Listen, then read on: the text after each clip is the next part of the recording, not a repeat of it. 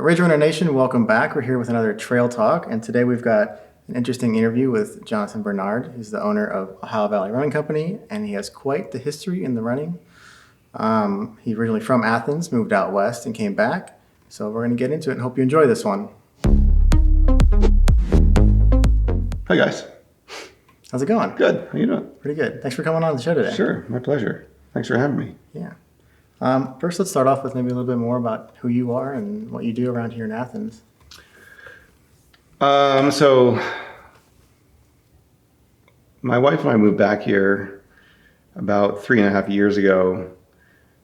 It wasn't really the plan. When I had left Athens 2004 and moved out to Seattle to be close to my brother who's still out there, I really didn't have any plans to come back to Athens. And then life sort of twists and turns, and we ended up back here after my last job ended. And we were trying to figure out what to do next. I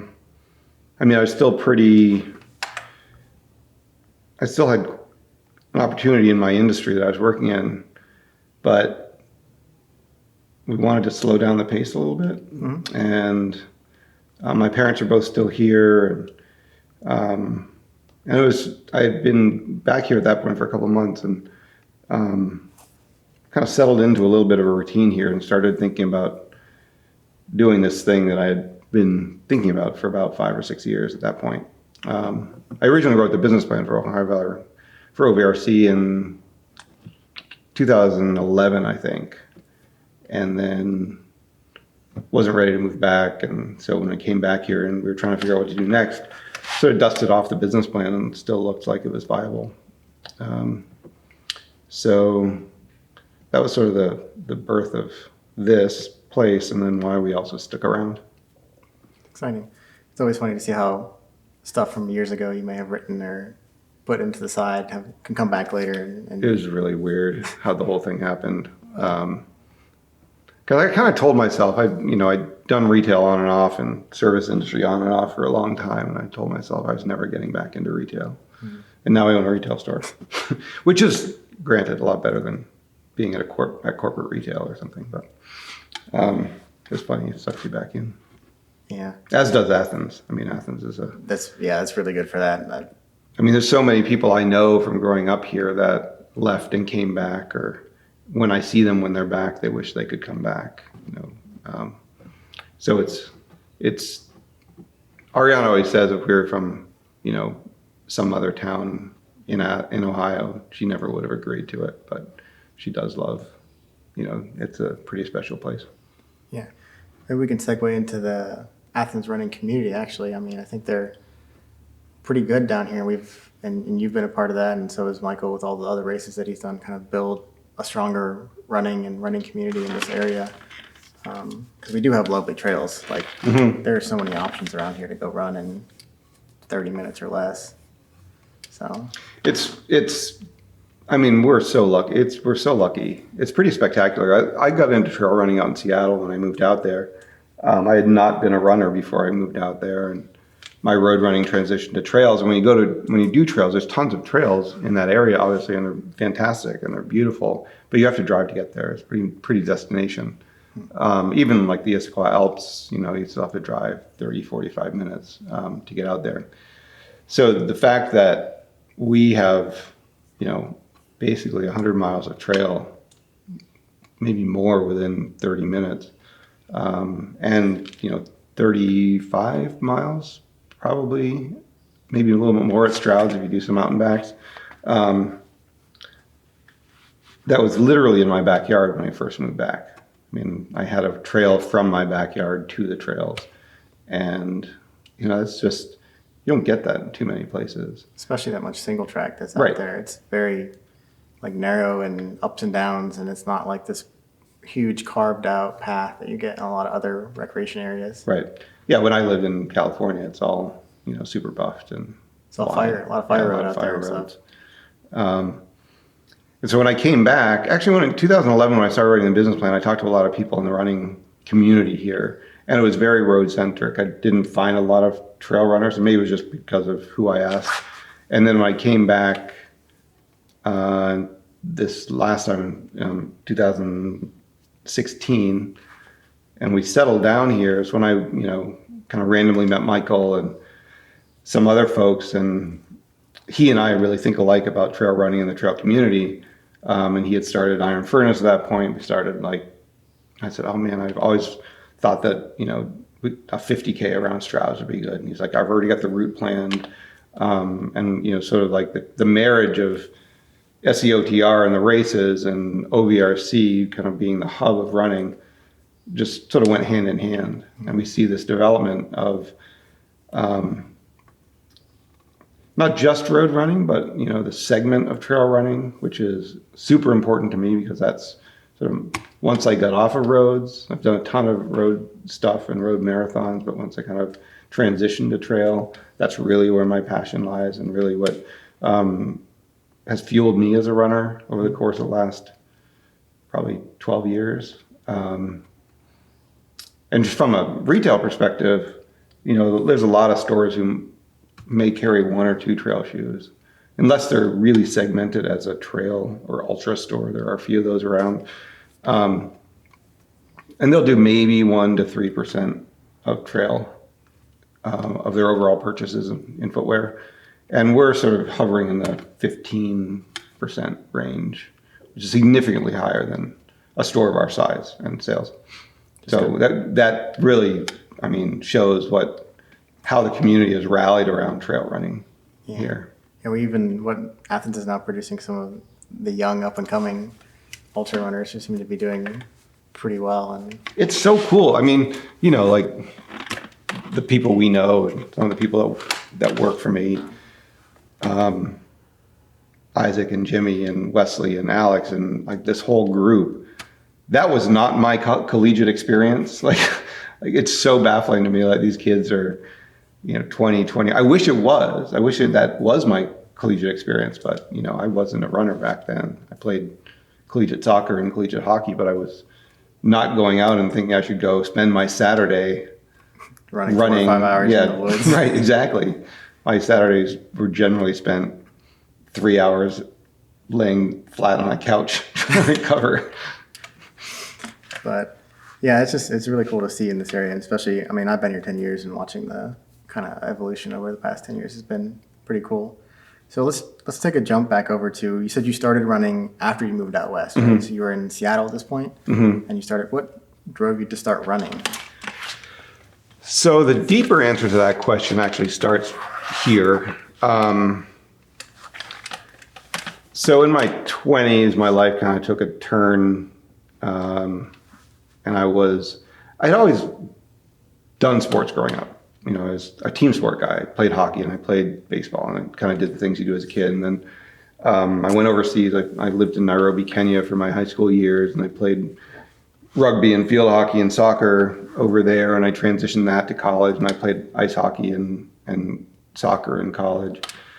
And then when I sort of got out of that collegiate atmosphere, I discovered that alcohol was a lot more fun than fitness, and I sort of went down this track, and I latch on to things. I'm not a half measures kind of guy, so I don't know sort of what that in between medium place looks like. And so alcohol became really important to me, and drugs became really important to me, and that's sort of what I did through my 20s. And don't do that, kids. I don't recommend it. It really took over my life, and it became worse and worse, and in much more negative ways as that progressed into like a full-blown addiction and alcoholism. And I finally tried to turn the corner there. It took me a few years, a few times through sort of a drip dry rehab. And when I came out of that, and I did end up sort of grasping onto sobriety, and I was still smoking. I was about a pack a day smoker, and this is 2002, and that I had gone through so much trouble trying to get sober that I couldn't do anything else to try to stay sober, so I kept smoking. And when I moved to Seattle in 2004, it was just before I was 2 years sober, and my goal when I moved to Seattle was to quit smoking and try to. My parents were runners. My brother is he's kind of a recreational runner. So I've been around running my whole life. And I always had this sort of idea, like I would talk a lot about it in the bars that someday I'm going to run the Athens Marathon. And then I, of course, could never do that because like I just didn't have that ability to sort of function outside of, there was no physical functionality in my life. So when I went to Seattle, I did ultimately quit smoking. And so that was in 2004, so late summer of 2004, I think August or something. I sort of cold turkey quit smoking, and then I found this small group of runners in recovery who were sort of dabbling in half marathons and stuff. And I had run one marathon in 2001, but I kind of don't count that one, even though it was my first marathon. I ran Columbus and I did like a 3:47 for my first marathon. I didn't know anything about running. That's still pretty good. Yeah, and I celebrated by starting to drink and smoke again because I was like, I'm sure I can control it now that I've run a marathon. So when I went out there, I sort of started fresh, and I ran a half marathon in 2004. 2005, I ran what I consider my first marathon of this running block of my life. And that year I ran 5 marathons. So it's like I said, there's no like middle switch. Like the switch was turned on and they plugged that running into my life, and it became sort of such an important part. I met these people who were sober and they were running, and then I met some other people through running. And I really loved I loved the atmosphere of marathon running, and I did that for a number of years and sort of ran somewhere in the neighborhood of, I don't know, never remember if it's like 40 or 45 marathons, sort of in that 3-year period. I was running 12 to 14 marathons. I plugged in a 50K in 2007, and that was my first experience with trails. And ultra. And I'd run a 50K on a gravel road before that, but it felt more like a longer marathon. And I ran the 50K, but I didn't consider myself an ultra runner. It was just like another thing I did. And I ran I think that was my only sub 4 50K. I was like really fit for roads, but the trails were complete. I didn't know anything about trails. And so I went down to Portland. I ran race down there on trail with some friends, got lost, like had a blast, hurt, couldn't do anything, and then decided, everyone was running White River 50 miler that year. I'd never run in trail shoes before. Didn't know anything about elevation, like running. I knew that it had a lot of vert, but I didn't know what that meant. Like 11,000 feet didn't mean anything to me. Right. And so that's when I ran my first like serious, like longer than a 50K race. These long distance, the 50K and the 50 milers, was that like something you knew about when you were running marathons, or how did not at all. How did you get opened up to that world? Was it through your community of runners that you had made friends with in Seattle, or was it another group or something like that? So I had gone to Southern Africa kind of before I did this.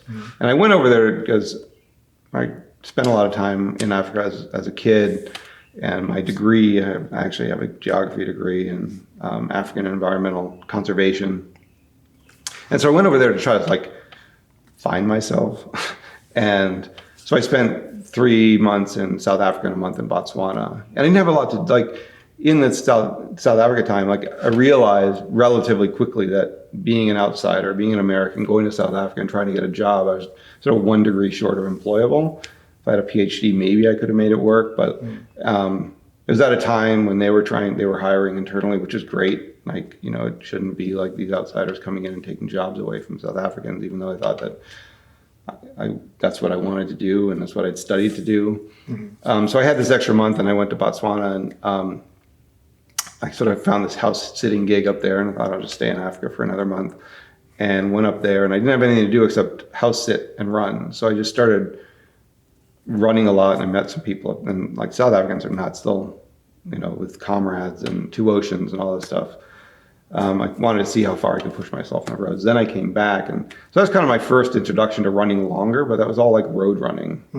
And then I started hanging around Seattle Running Company, which is now turned into a fleet feed in Seattle. And Seattle Running Company at the time was the kind of the penultimate trail ultra hub of the Northwest, if not the country. I mean, that's sort of like Jurek worked there, Hal Kerner worked there, Chrissy Mail worked there, like all of these sort of legend of that era all sort of worked at Seattle Running Company. And so I started hanging out there and was hearing about these people who were running longer than I could conceptualize. Mm-hmm. And it made no sense to me. Like I didn't think that I had any desire to do it until somebody said, you should do it. And I was like, okay. I think that's how most people's reactions are. They're like, 100 miles, that's nuts. Yeah. And then they're like, no, you should do it. And then people are like, It's funny how your mind, how quickly, maybe it's not quickly, but, and now I think it's different because the 100-mile distance, the ultra distance, even though it's still pretty niche, it's much bigger than it was in, say, 2007, 2008, which was much bigger than it was when Jurek and those guys were doing it. Like, even though I've been doing this for 12 years or 14 years, I still came in sort of mid-road to and now it's exploded. Yeah, because I think back then I remember Jurek saying something like, when you went to Western States, you just registered for Western States. There was no lottery. There was no... Yeah. This was just very easy. You went online and you clicked in and you're good to go. So things have changed. It has exploded a lot over the years. Yeah, when I ran Boston, I think I registered a month beforehand. You know, even marathoning has completely changed. So yeah, I mean, now you pretty much have to plan out your race schedule for a year in advance, at least. Which I'm not good at. It's like the random do what's best and wing it kind of. Yeah, I like to show up and I like to sandbag. Show up day of, register, win. Right. No, not win.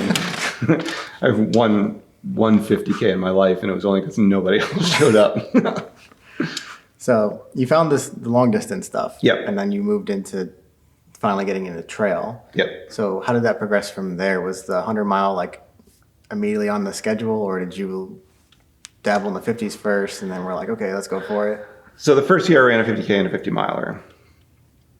And by this time I'd met Chrissy and I'd met Devin Yanko, who's one of my best friends. And so we were all sort of running together a lot and training together, and we'd go out and do trail runs. And Devin had gotten into Western for 2007, I think, or 8. And it was a year that there was a fire and they had to close the race. And so sort of at the last minute, I was going to go and pace her. At the last minute, she decided to run Vermont 100 instead. And my brother at the time was living in Vermont, so we flew out together. And that was my first experience being at a 100-mile race. And I think once you experience that, if you already have, and I paced her like the last 40 miles or 35 miles or something. And so I get to be a part of it as well. And she won, which is always also makes it extra fun. And I think once you immerse yourself in that, you've already been running some distances, then it becomes more tangible, more realistic. You're like, okay, so I watched the start of this race and 175 people are doing this thing. And then I ran 40 miles of it. There's something that's so amazing about it and so different about it that I just wanted to be a part of it. And so the next year I ended up getting into Cascade sort of at the last minute because I didn't think I was going to be able to do it. And then Charlie, who was the race director at that time, probably called me. I don't know if we were texting yet, called me and said, I have a spot open if you want it. It was Wednesday and the race was on Saturday. I'm like, oh, sure, I'll do it. Not forgetting that I was scheduled to work that Saturday at the job I had. So then I had to finagle a few things, and I didn't know what the hell I was doing. I showed up and didn't have a pacer, didn't have crew, didn't really know what to throw in my drop bag. Kind of like everyone's first experience. I'm not big on, to my own detriment sometimes, I'm not big on reading race reports or digging into stuff. I just I'm really good at winging shit. So It just I takes, showed up and like I just kept going, and it wasn't super fast. And I finished my first 100 miler and was sort of like locked in for like the next 8 years on and off doing hundreds. some good recovery time on that first 100. Just winging it. Yeah, Probably hurt a lot the next day, I it imagine. did. Yeah, I was pretty swollen. I had to go back to where I worked retail at the time, and you're just on your feet all day. Hobbling around at work. Yeah. It'd have been good to watch. I can't remember if I was more sore for my first 100 of my like that when I ran that first 50. Like everything was terrible. The first 50? Yeah, like just because everything locked up. Like I had no business running a 50 miler with 11,000 feet of climbing and descent, and I was like basically walking downhill backwards and uphill backwards for the last 8 miles. I remember getting like I fell asleep that night, and I woke up starving as you do. And I tried to get out of bed, and my legs wouldn't work. And so I like army crawled over to the fridge To eat. and just like laid there in the fridge eating food, which is the one thing I miss so much about ultra running currently as I recover. Yeah, so let's jump into that maybe, and we could talk about like, so you've had that injury and you had some surgery done. Maybe talk about what happened and how that affects you right now, since you, like you said, you can't run at the moment. So what happened was I was gifted with early onset osteoarthritis, and it's genetic based. Comes down. My grandmother had 2 hip replacements. My mom's had a hip replacement. I just got my brother seemed to get the Latvian bad knees, and I got the Italian bad hips. I think that's how that seemed to work out. And I've done, like, talked to a lot of people. I've talked to my doctor, and, is it because of running? And generally most longitudinal studies say it's not, like ultra running is not the cause of it. So you have a perfect system, and when something is introduced, and it could have been an old rugby injury that happened, could have been like a hockey injury, it could have been, I remember this hip just getting bad over the course of the last 7 years, really. Mm-hmm. I was working out one day and doing some kettlebell swings, and I felt it pop, and ever since then, I think it's been diminishing. And by the end of it, I was about 65% bone on bone. My femur was just grinding against my acetabulum. So every step, I had very little movement internal or external rotation. I still somehow, because I'm either stubborn or stupid, or a combination of both, I was still running 60, 70 miles a week, like Quasimodo dragging my bad leg behind me. But, it's become so ingrained as to what you do as a part of your day. Like I knew that, and I was running with, Robert, who's a PT, and he said, we're not going to make it any worse. So if you can deal with the pain, then you can run on it. And so I finally made the decision. I went back to see Dr. Sergio, and he's like, yeah, it's time. And that was January, and I finally made my appointment in November. Granted, I had a bunch of stuff, including getting married in that space. So November 1st, I went in, and as I think anyone would be, you're really freaked out about the fact that you have to take this extended period of time off. My doctor is very conservative, and it's 12 months from the day he cuts you before you can run again. There are other doctors who are newer than he is. They're saying 6 months. They do it, they go in a different way. But Dr. Brooks he's amazing at what he does. And I thought before I had the surgery, I was like, I'll go with a 6-month route, even though Brooks is saying 12. But I'll even though the other doctors aren't doing it, I'll go with their recovery plan, because that sounds better to me, 6 months. But I just don't feel ready, and I really I want this thing to last. The good thing about the surgery that I've had, which is this hip resurfacing, is that I will be able to continue my life as a runner, even as an ultra runner, once I get through the recovery time.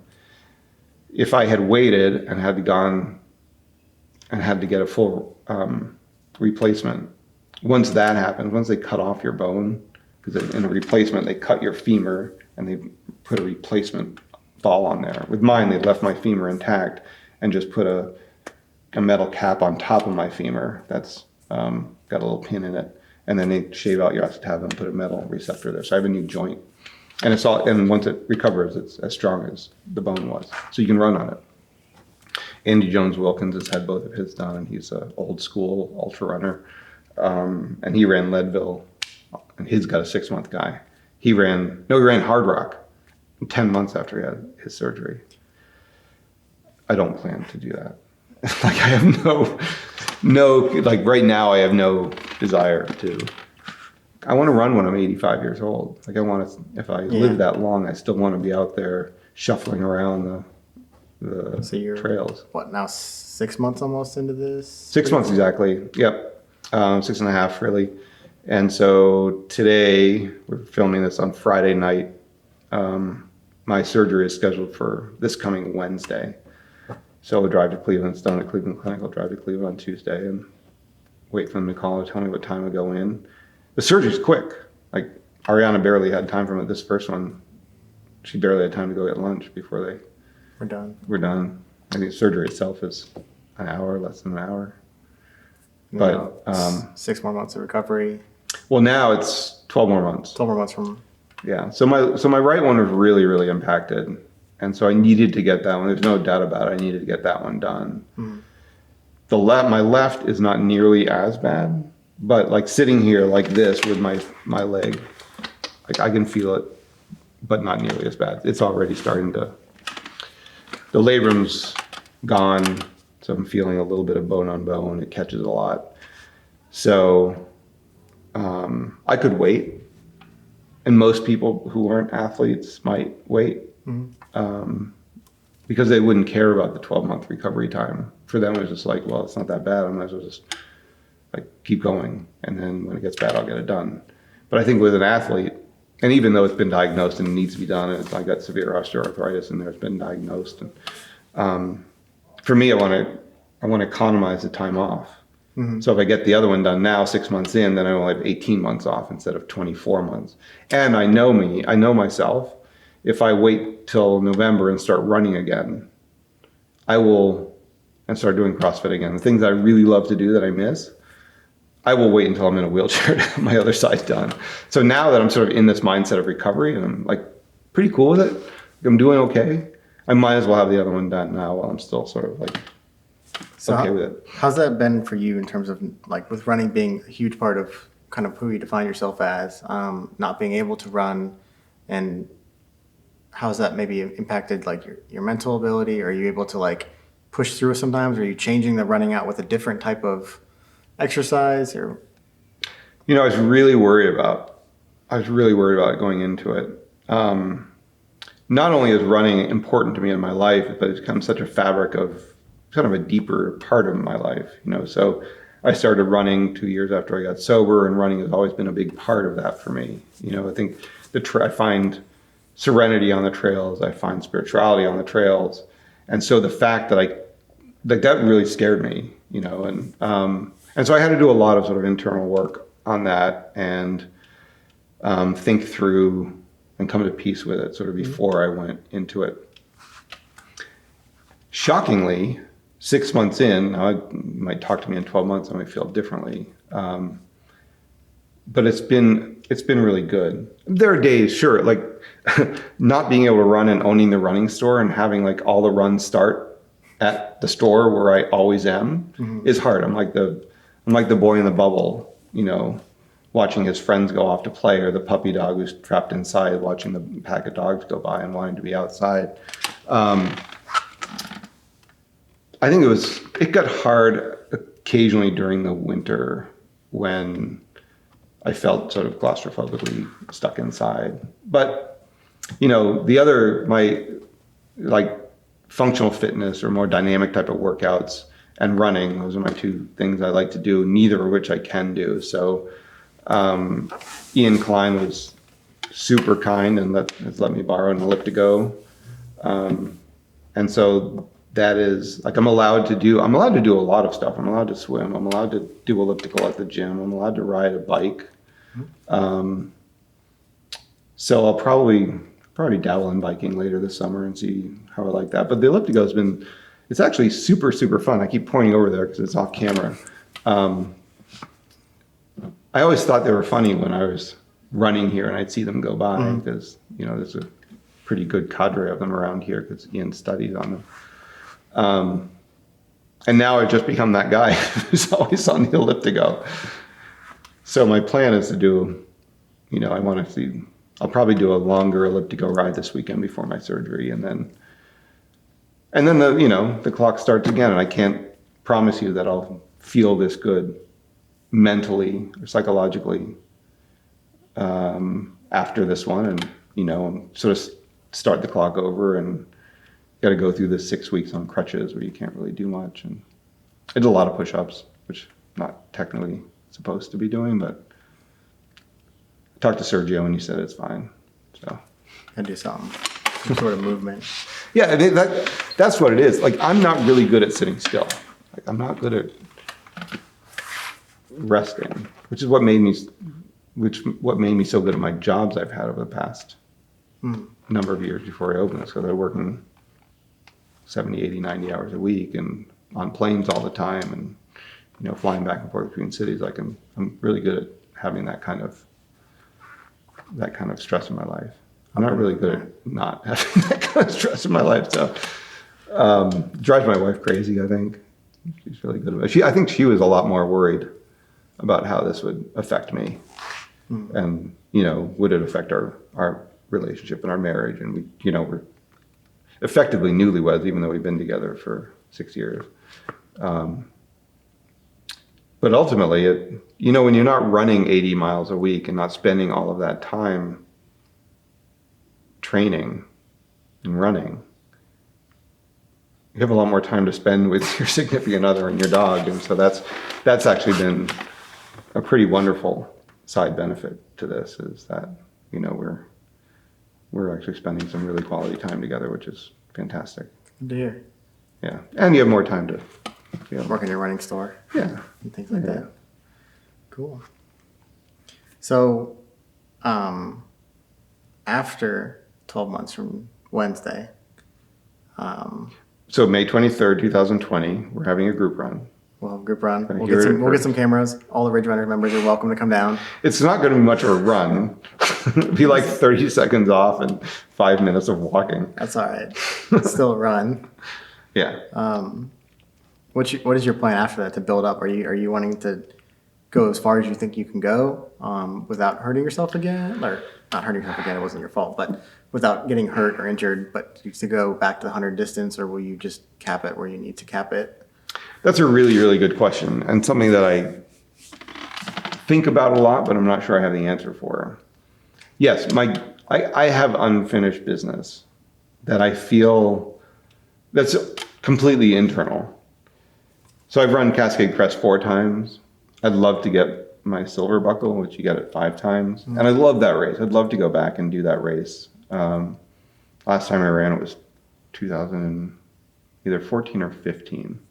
And I had a pretty good race. And there's something really special about that race to me, because I lived out there and I know tons of the people who run it and all the people at the aid stations. And I'd love to go back and sort of, my plan internally is that would be my first 100 back, if I feel good enough to do that.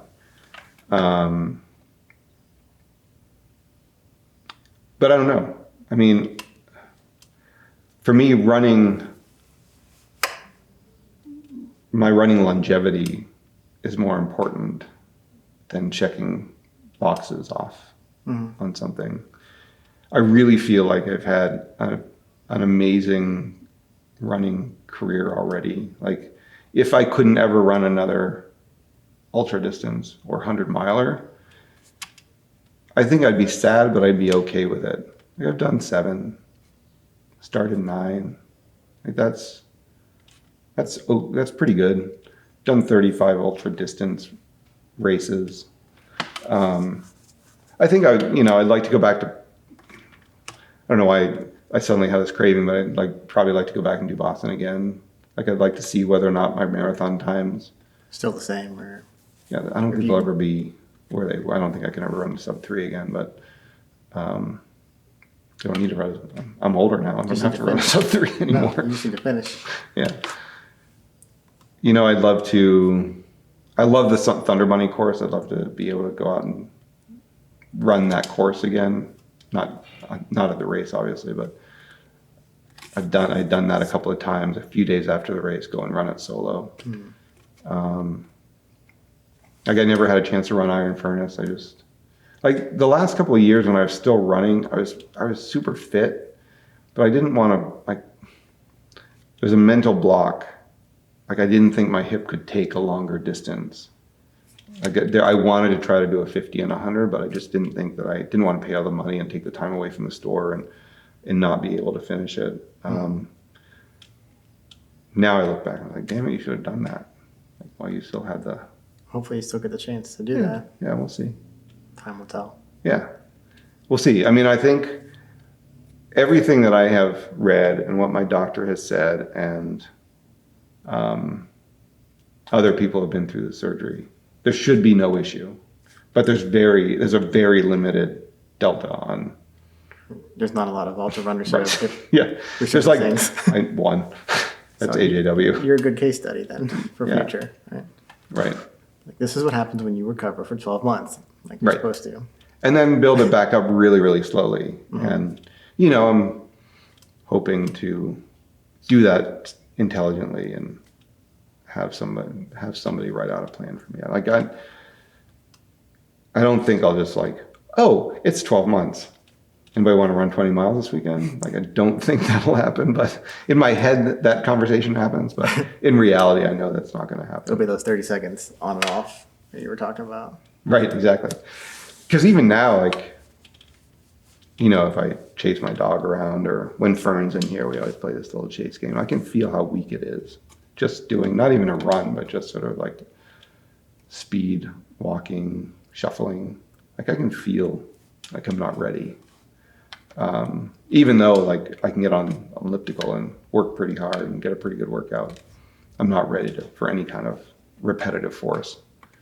And that's what, once the thing that could potentially happen, it happens very rarely, but the thing that could potentially happen is your femur could shatter or becomes dislocated. And once that happens, then they have to cut your bone and then your running career is over from that point. There are people who do it. Like you can run on it, but you have to get it replaced every 5 years basically because it wears out. So. Crazy. Yeah. At least with the elliptical, you get to go a lot further. It's amazing how quickly you can do a marathon distance or you can do like 31 miles. Yeah, I've been on the bike path and just you blow past me and I'm like, okay, bye. Yeah, we can do a 50K in 2 hours on that Go to thing. Nelsonville and come back. Right. So I'm going to I'll see if I can do 50 miles on it before Wednesday, if the weather cooperates. 50 miles? 50K? 50 miles. 50 I've miles. done 50K on it. Weather's supposed to be cloudy and 84. Perfect. Should be perfect weather for that. Get started in the morning. Maybe I can do I'll just do it in circles around the store like I did that run. See if I can survive this time. Be pretty rough. Yeah, that was a pretty rough day. But Let's maybe transition over to maybe talk a bit more about the store. You said you did have that business plan though for like 5 years before you even built it, but I was trying to hand that business plan off to people. And I've talked, probably some of the people who watch this have heard me say this. Like, I would come back here from Seattle, and I'd just get angry. There was no running store. There was like at the time there was 3 bike stores, but there was no running store. And I'd worked a little bit in the running industry, so I'd come back here and I'm like, this is like the perfect spot for a running store. Until you start thinking about kind of the economy, and Athens is pretty much a bubble in southeastern Ohio, and so the timing wasn't right. But there was all these people who kept saying, wow, you need a running store. I'm like, here's a business plan. Good luck.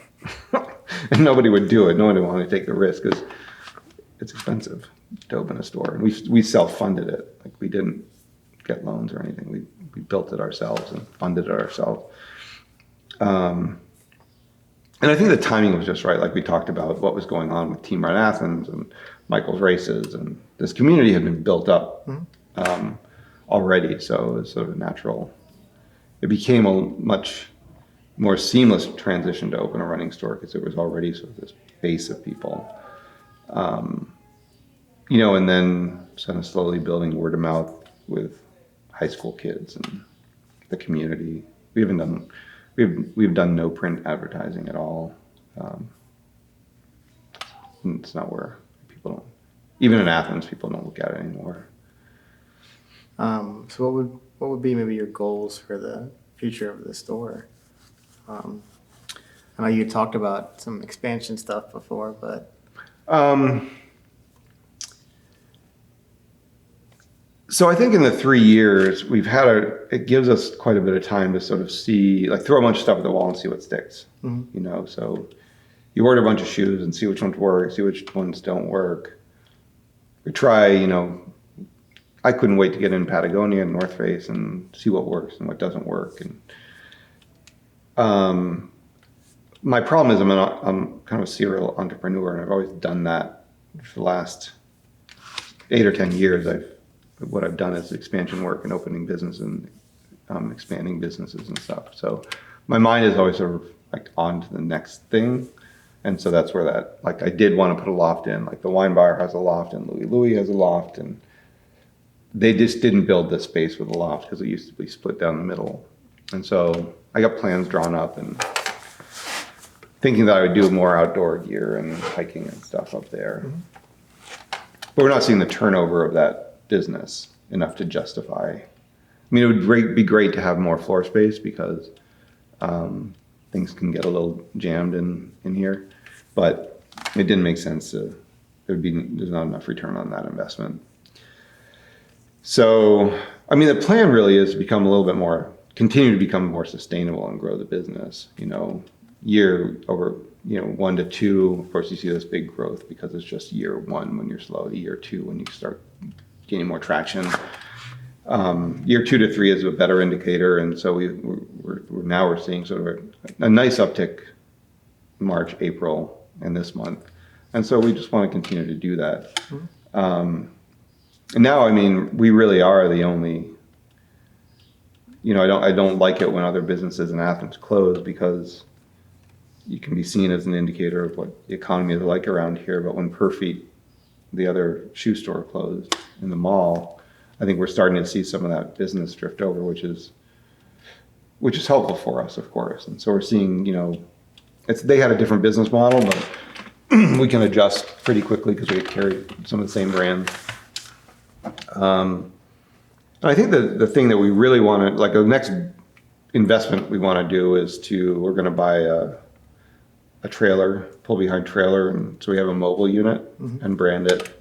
And we really want to get more involved and partner with, if coaches will let us, partner with local track teams and cross-country teams, and maybe go and be a visible presence at some of their meets, and have, because we do so much business, like we can then go to them.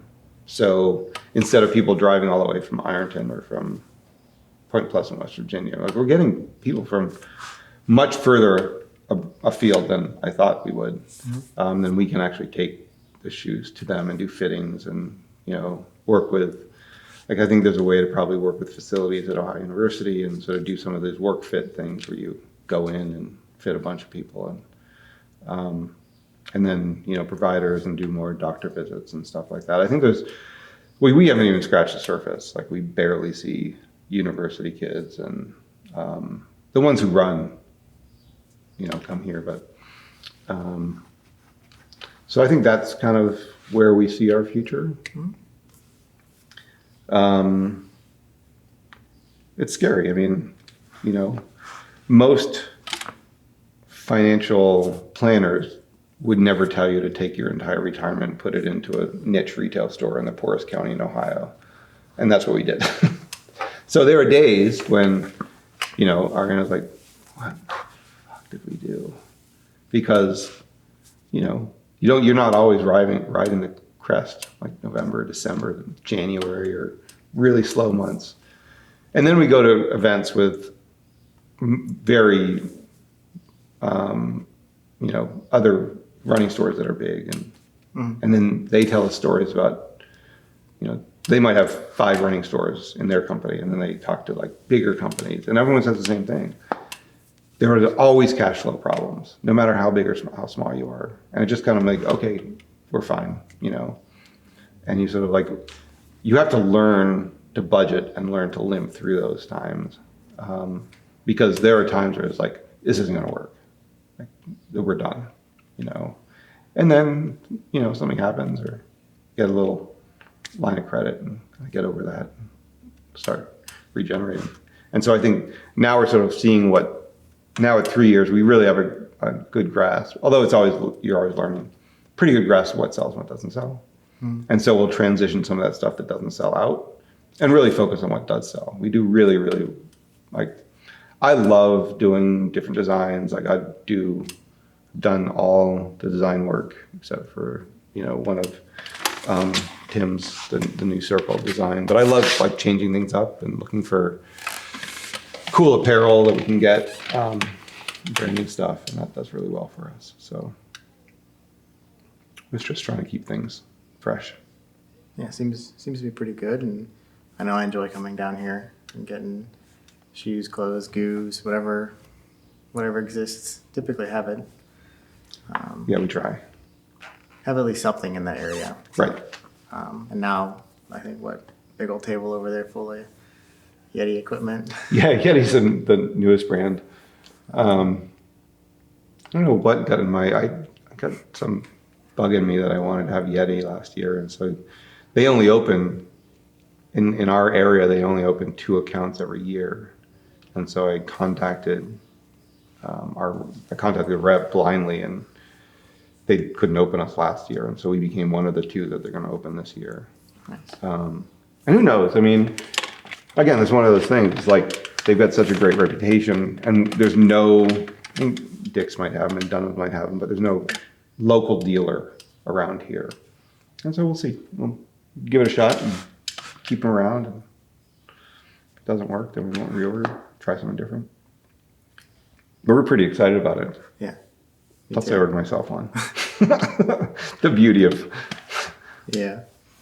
I think another question that would be interesting to pose would be, since you've been in the running community a long time, kind of talking about, we talked about it a little bit earlier with the expansion and growth and just the much more media and mass people behind these running events, from marathon to 100 milers. Mm-hmm. Like, it's not uncommon anymore to find somebody who's run 100. Whereas I think 10 years ago, like you said, probably would have been one person, like, out of your entire friend group you may have known that's done something crazy like that. But it's much more common nowadays, and I'm interested to see where it's going to go in the future and that kind of expansion. Yeah, me too. I mean, there's people doing some really nutty stuff out there. I mean, 200, and my buddy Gavin was the 3rd to last person standing at the big backyard, and he ran 256 miles or 265 miles and didn't win. It's nuts. Even as an ultra runner, that's incomprehensible to me. Yeah, that's almost 3 days. Yeah. They're getting close to it. Right. Yeah. And 200 milers, maybe 200 miles is a new 100 miler. I'll never do a 200. I have no desire. I think there's a difference between, and granted, Courtney's blowing it up at 200 mile distance, and she's throwing down some pretty incredible times, but there's a difference between a 200 mile over the course of 4 days and a 100 miler course of 24 or 36 hours. I don't know. It's really interesting to me. I think there are people who are more extreme. Mm-hmm. I'm pretty moderate, actually. Maybe in a non-ultra runner's mind, I seem extreme. But, I have friends who are running 6, 8, 900 milers a year. And doing adventure runs too. Those exist. People do those multi-day or like you said, 24-hour, 48-hour events, last man standing stuff now growing out there. There's just I think there's always going to be that one up everything challenge. Yeah. That will always go on. But I also don't think that's the future. Maybe that's the niche future of ultra running. I know this is trail talk, but I really think that the bulk of people, and I think one of the things we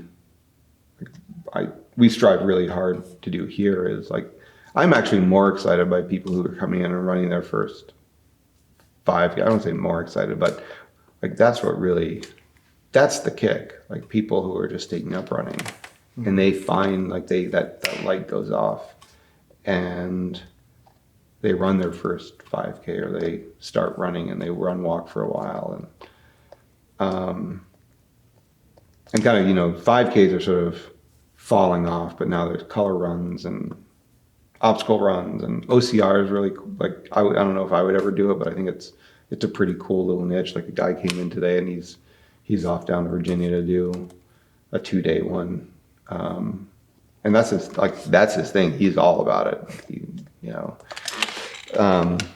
Like he's all in, just like I'm all in. I was all in with ultra running. But I think that what we're finding, what I think is really amazing around here is the trail community that's developing. And whether it's people going out and running, 2 miles on a trail, or just doing Thunder Bunny, the 3.5 mile loop, or going out and, doing the Thunder Bunny 50K. And now that we're 4 years in, and Michael's really built that race from this kind of like this germination idea that he and I had. And he's so good at kind of the directing and building part of it. We went from 250 to 325 to a 400 cap this year. And then watching those people who started, like, I've never run on trails before. I'm like, sign up for the 12K. And so they did, and they loved it. And they even loved it in that first year's weather, which was just really muddy, horrific, right? Oh, it was people. I remember being 39 degrees and raining, and it had been raining for 3 weeks straight. I had been at that first aid station, so I got to see everyone coming straight out of the mud of Thunder Bunny. It was, people were just covered in mud. Yep. And then they come back the next year, and a lot of them push to the 25K, and maybe that's enough for them. Mm-hmm. That's enough. That's a great run. I mean, 18.5 miles or 18 miles it's a long way on trail. And then some of those people, we saw run and finish their first 50K this year. And that's the beauty of it, and we just want to be like OVRC just want, like, as a brand, as a store, we just want to be a part of that growth, and I think that the people we have that work for us, we've been so unbelievably lucky with our staff. And, I hesitate to even call them staff. They're just our family at this point. And we see them grow as runners or change as runners. Mm-hmm. And they're so incredibly passionate about running as well. And it doesn't matter what kind of runner you are, or jogger. Some people are even afraid to use the term runner. And that rubs off, right? That rubs off on people who come in to, maybe they're just walking. And that's like, we just want people to find whatever it is they're doing, But of course I love it when they get on trails. Yeah. Trails they have a special place. It's hard to, I know some people who are like, I hate trails. I'll never go back on trails. I just like to road run. I was like, I get that. I've been that person too. But there's something so deeply ingrained for me as a runner that I can go out and run 8 miles on the trail, but I feel significantly different and probably more at ease and in tune with myself than I can do. We'll go out and run 8 miles on the trail. I do miss the trails on the West Coast at times. Yeah. But we're super lucky. We get different types of trails here. We do. Plus you get that whole experience of running through water, like in the humidity in the summertime. I miss. It's like I never realized how much my brother thinks I'm nuts. He's like, you're acting crazy. Like, why do you want to move back to that humidity? And I moved back and I didn't realize how much I missed it. And most people who know me as a runner know that I like weather running. I love it when it's 85 degrees. And like today, I wish I could run. You don't have elliptical to go. Well, I thought it was going to storm all day, so I worked out this morning and I did a hard workout on the elliptical, and I never want to push it. Yeah. So I think we can wrap it up here. I have two final questions that Michael's borrowed from another podcast, and I still need to figure out which podcast this is from because I need to actually give him some credit. But the first question is, if you could run with anyone, anyone you ever wanted to, dead or alive, anywhere in the country or anywhere, wherever you want,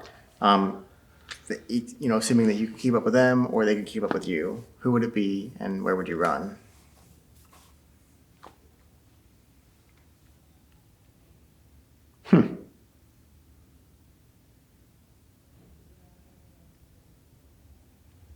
Makes you think, doesn't it? it does. I mean, I've run with some really amazing people. So I'm trying to think.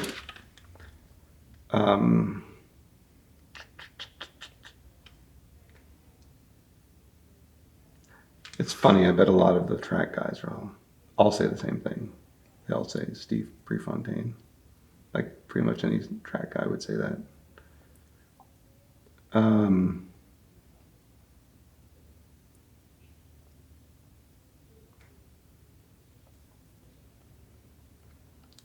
think I stumped you. Well, I'm just kind of going through the list. Then I'm thinking like maybe there's some non-runners.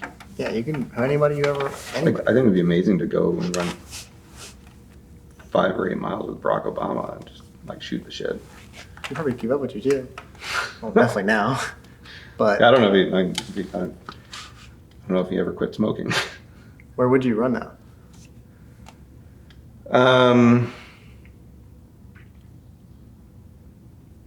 Probably somewhere on the west. Like this is a run I did in Santa Barbara that I've always wanted to go back and do. The mountains back there. I think it'd be fun to Janos Kouros if he was still running. Guy that has tons of long distance records. He's a great guy. It'd be really interesting to run with him and kind of pick his brain.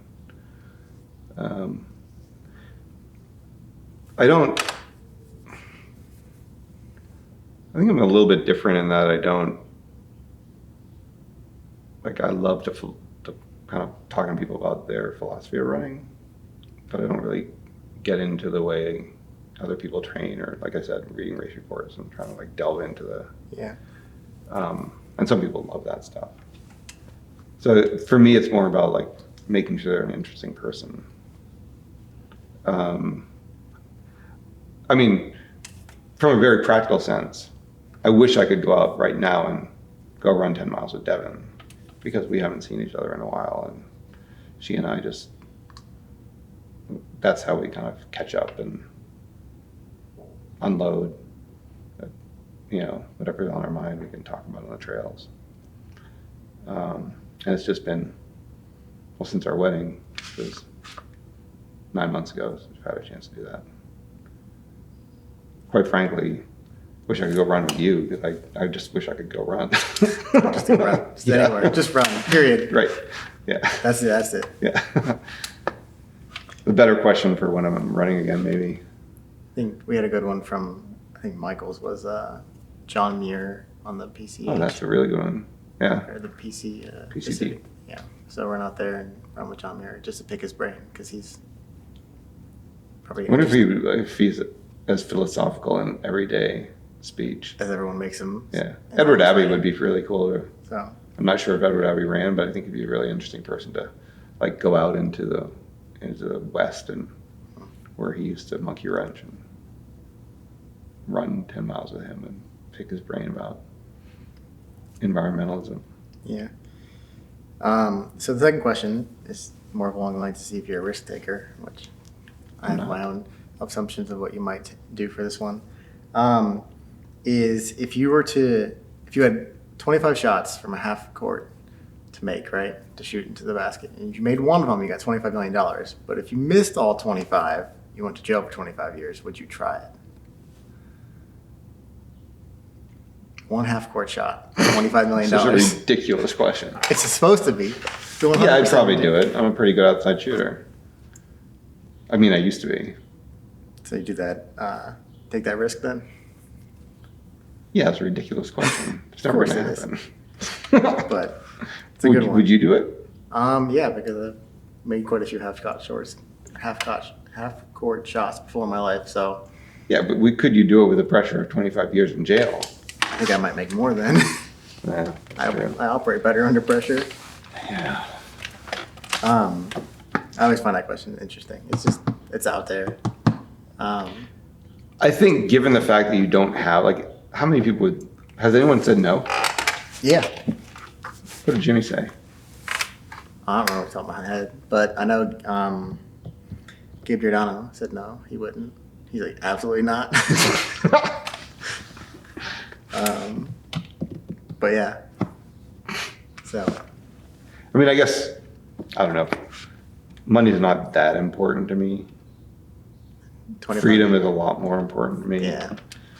So if it really, like, if there was, like, if that was a reality thing, I'd probably say no. But, like, in passing, sure, why not? I could use $25 million. I think a lot of us could, right? Right. I would like go travel everywhere. I'd go visit every country if I had that much money.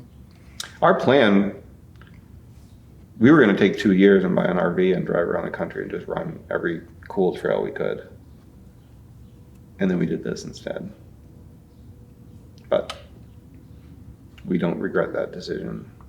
95% of the time. 95% of the time. Yeah. Seems to work out though. You got a nice little establishment here. We keep trying, plugging ahead, tweaking it. Thank you.